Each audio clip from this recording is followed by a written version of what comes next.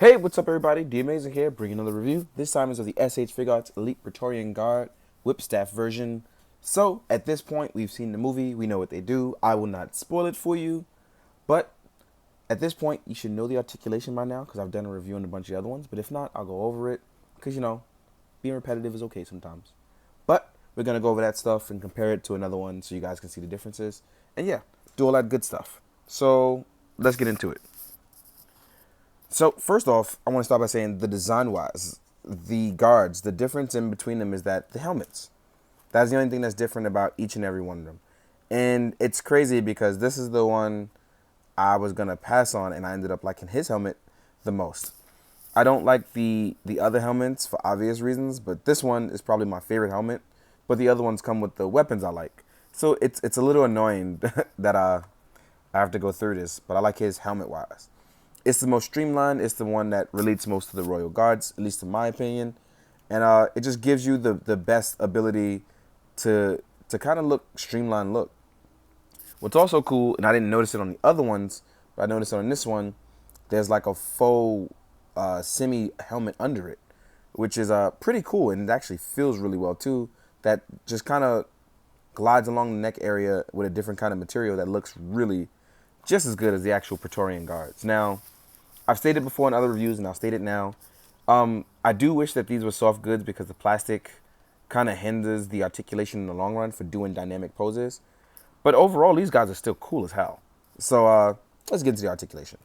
Head-wise, this one actually can rotate left and right, up and down. This one actually has a lot of head articulation. And it can rotate all the way around with little to no issue. So as you can do dynamic poses, you can actually look any cool way you want. The armor is a nice gloss, so it's really reflective and it works really well in the lighting. It's really cool. As you can see, my lights are reflecting off it in every single which way. As far as ab crunch and ab articulation, you can go back, you can go forward, you can actually crunch left and right, and you can actually hear that. Actually, you couldn't hear that on any of my other ones. So this one's actually maybe tuned a little too tight. But the arms go all the way around, 360 degrees. They're double jointed. But what's also, you have to be on the lookout, and I've stated before, for this area here for the extra bit of plastic because it will hinder you right there at about the 90-degree angle. They are double jointed though for obvious reasons. So let me get into a cool dynamic pose. Leg articulation, when you lift the plastic up, you'll see that it uses a blend of 1 and 2.0 technology by giving you the ability to rotate in and then drop down the thighs a little, but you wouldn't notice it because of all that black for obvious reasons. So it's a little hard to see. The legs are actually double jointed, and as you can see, they get a nice round of extension and articulation, which is pretty cool. So like I said, if you want to do, there's also inner thigh swivel, which I'm trying to show you guys, but you obviously can't see because of all this black. And nope, there's no way for me to actually tend to, oh, there we go. So there's inner thigh swivel there. So yeah, let me actually rotate my light back a little. It's blinding the hell out of me. But as I roll down the plastic, you can see as far as dynamic posing goes, you can actually get a bunch done. It's just that for obvious reasons, you won't be able to hold the pose because the plastic will eventually get in the way and kind of just lift them off out of place, which sucks sometimes, so you hit it with the hot water technique. The feet even stay planted and flat, and I just love the look of these guys. Look at what he can do. You know, I love posing, and this is a ton of fun. And to say that he can't pose or do all this other cool stuff would be a lie. Because look, he's doing it literally right now. So it's one of those things that I'm really seriously enjoying these guards. And I wish that I had army built them, but I didn't because I messed up. But alas, you can always get more later. Now, as far as accessories goes and the things that he comes with, the Elite Praetorian Guards all come with 3 sets of hands total. You obviously get hands for holding their weapons, 2 of each. You get the stock closed fist, and you get open, relaxed palms. So this is pretty cool. So you know what you're getting with the guards. Articulation-wise, you're actually getting a lot of bang for your buck. But the thing that sets the guards apart are both the helmets and the weapons that they come with. This one pretty much specializes in the whipstaff. So it's called like a whipstaff, but in actuality, when it's in its form, it is a sword. And just like I guess, you can actually change the sword into its whip form. So this is really cool. I have some ideas now, especially after seeing the movie. And it's bendable, which is really cool. So like I said, I definitely have ideas for it. I think it's a great thing to get going.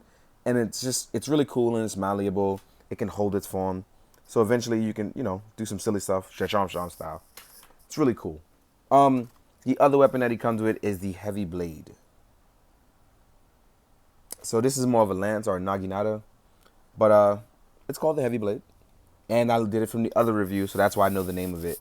But it's really cool that they come with a different variety of weapons. So you can kind of gauge what you want to do from there with them, which is pretty cool. Now, like I said before about the helmet thing, as you can see helmet-wise, they are pretty different from each other. I can't find my third one, so don't judge me. So as you can see, you can tell the difference of who's doing what helmet-wise. So as you can see here, you also don't get the faux underlining like you do with this one, because his is a little bit more prominent. But overall, really enjoying these guys. I really wish I would have bought more. I slacked so hard.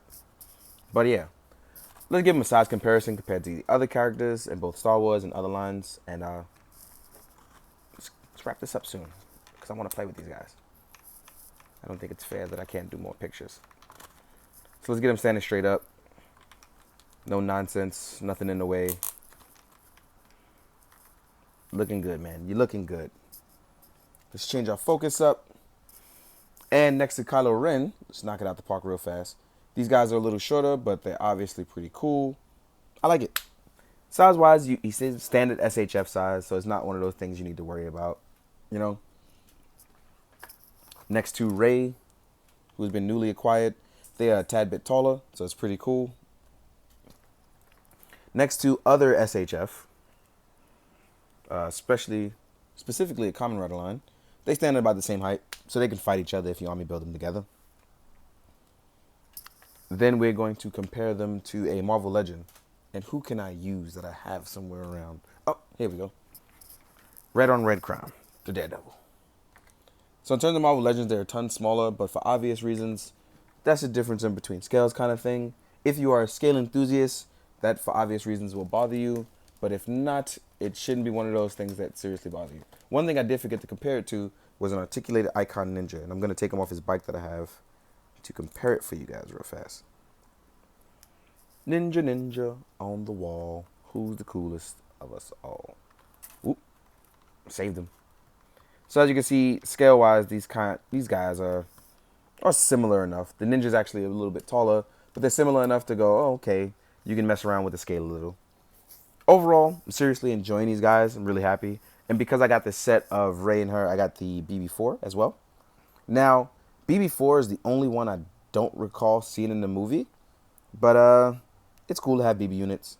Just like the other ones, you kind of have to assemble it piece by piece, and you get a tiny stand for it. But I like the design and the color and things like that. So this is unique. Maybe we'll see it in the next movie. We don't know. But had a blast seeing it. Enjoyed the bonus part. It's really cool. In the meantime, guys, I hope you enjoy. I hope you found this informative. Most of all, I hope you do good, be good, continue to drink that water. Later, man.